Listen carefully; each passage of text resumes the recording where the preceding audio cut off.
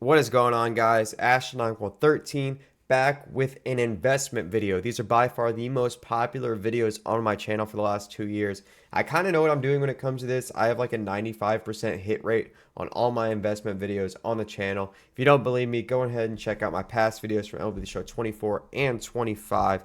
But let's go ahead and dive into it. I'm going to be talking to you guys about 10 investments you should be making before the season starts. Now, today, when I'm recording this, Wednesday, the 25th, tonight is opening night. We have the Giants and Yankees facing off on Netflix, but the rest of the teams don't start playing till Thursday and Friday. So you have a little bit of time to get these in before the season heats up. There's going to be a couple guys on here. Hopefully, you only need to hold for one or two roster updates. There might be a couple guys on here that you might want to hold for the a longer part of the season, so the All-Star break, to maybe see them break out. I do have a couple criterias for these players.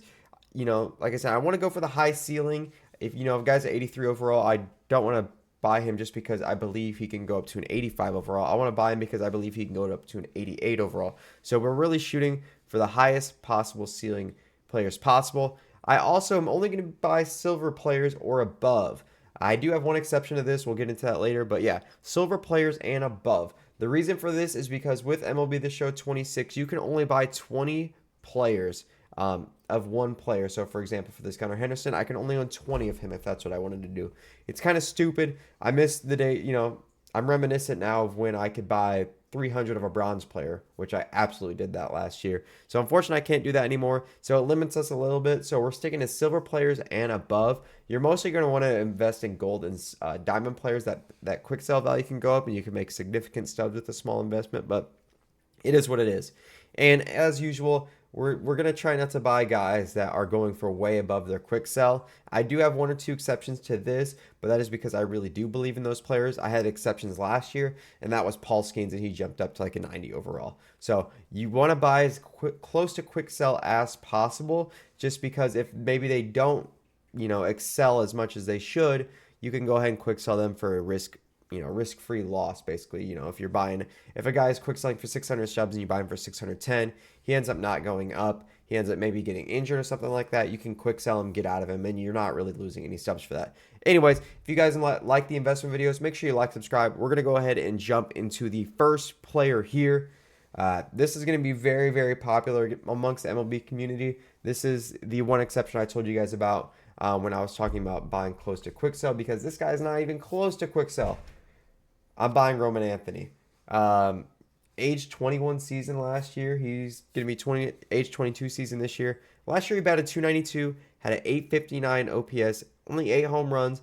His expected stats are fantastic. We head over to his Savant page here.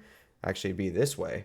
His Savant page there. He had a 372 expected WOBA, 484 expected slug. He hits the ball really hard, 60% hard hit rate. This guy, he's just not chasing pitches. You can see with his chase rate there. He has a fantastic upside. I think he's going to finish this year as a diamond.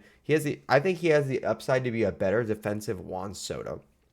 That's a lot of big talk, but Roman Anthony really is that dude.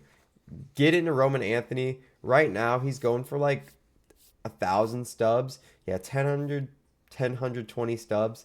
Weird to say 1,000. I shouldn't have said that, but 1,025 stubs. I mean, if he has a good first couple of weeks, he's probably going to soar up to like 2,500 stubs just because he's such a popular name.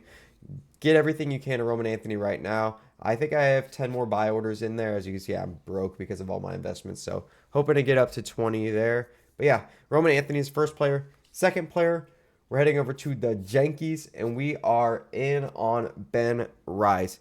Ben Rice can absolutely rake, and he was elite last year. He had a 255 average and an 836 OPS. While those baseline numbers aren't elite, his Savant stats, his StatCast numbers are insane. 283 expected batting average, 557 expected slug. He had a 56.1% hard hit rate, was not chasing, 21.1% chase rate, which is 91st percentile. He just does everything well offensively. If he can do what he did last year, if he can replicate that, or he can start to hit lefties for average a little bit better, I think he becomes a gold very easily. I'm giving that a 4-star investment.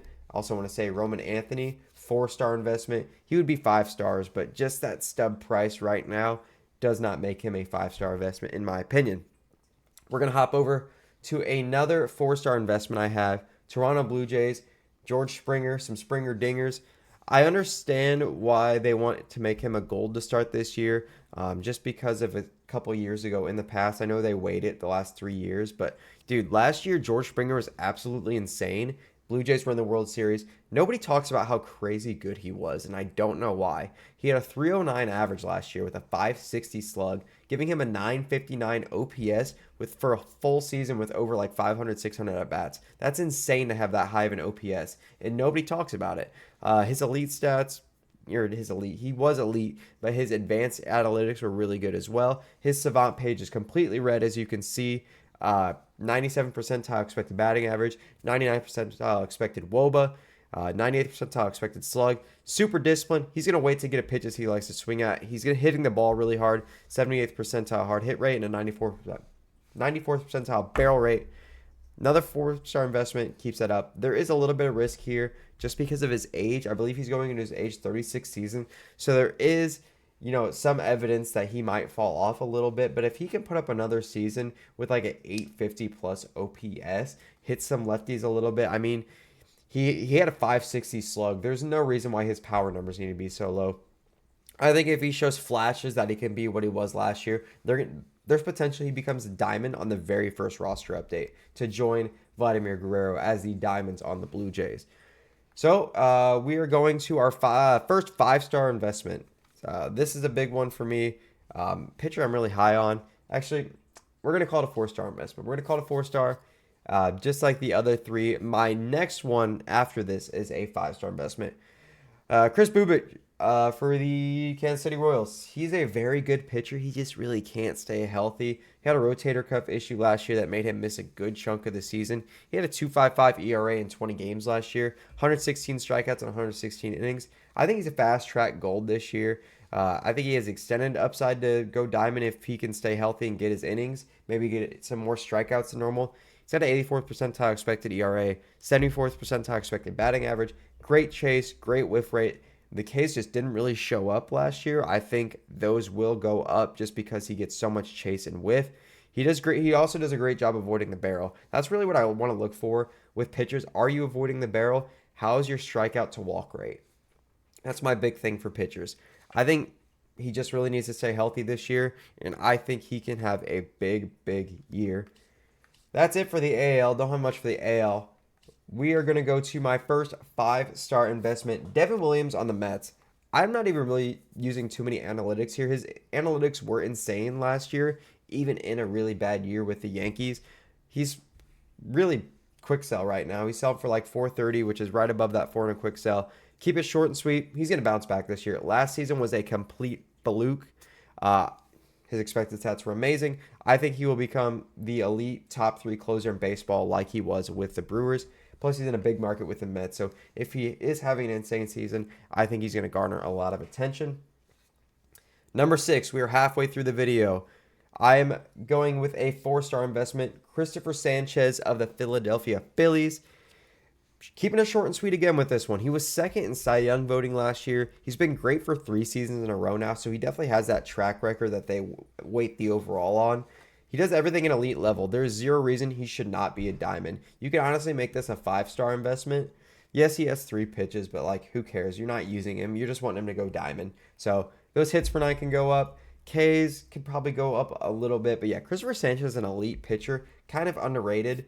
Well, the Phillies already do have 4 diamonds. That really doesn't matter. Christopher Sanchez, he can go up to an 85. You're going to double your investment there. You buy 20 of them, you make 1,500. Math tells me that's like, 30,000 stubs. So you buy 20 of Christopher Sanchez at, 1,500-ish stubs. 30,000 stubs you can make if he goes diamond. So I think that's a pretty good investment, given that a 4-star. I'm making one exception to my silver and diamond rule here. I'm a little bit biased. Chicago Cubs. We're going with Gasolina. Daniel Palencia, closer for the Cubs. He's amazing. He was amazing last year before he got hurt. Came on just as a reliever for the Cubs last year. Ended up turning into the closer. Dominated in the World Baseball Classic. So he's already got a lot of attention to his name right now. Strikes out a lot of guys. Doesn't allow very many hard hit balls or walks. Like I mentioned earlier, that's the recipe for success. How's your K to walk rate? how many hard hit balls are you allowing? He does a great job in all those fields. I think his control numbers can go up.